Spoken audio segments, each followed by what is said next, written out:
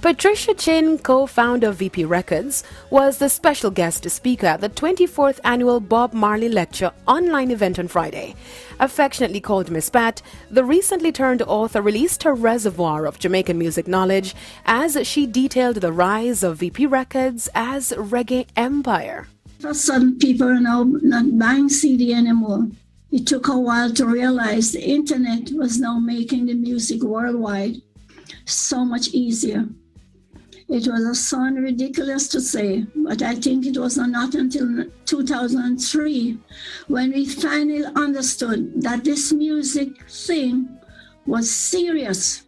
It was the year that Sean Paul sold over 6 million copies of Dirty Rock album and won the Grammy Best Reggae Album. Miss Pat also opened up about losing her husband and VP co-founder Vincent Chin. It was the darkest, loneliest during this time. The annual Bob Marley Lecture, hosted by University of the West Indies Institute of Caribbean Studies, focused on the Trailblazers' reggae music journey through the eras of mento, ska, rocksteady, and dancehall. Also, after 42 years, the reggae matriarch Pat Chin has detailed her journey in a new autobiography titled Miss Pat, My Reggae Music Journey.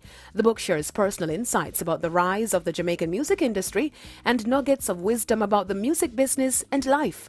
According to a release, the book includes quotes and remembrances from luminaries, former Jamaican Prime Minister Edward Seaga, Island Records founder Chris Blackwell, Lee Scratch Perry, the late producer Edward Bunny Lee, among others. Pat Chin. VP Records' legacy is to cross over many reggae legends from Scratch, Beanie Man, Bounty Killer, Lady Saw, and Sean Paul. I am Deidre Ann Gordon for E! Prime.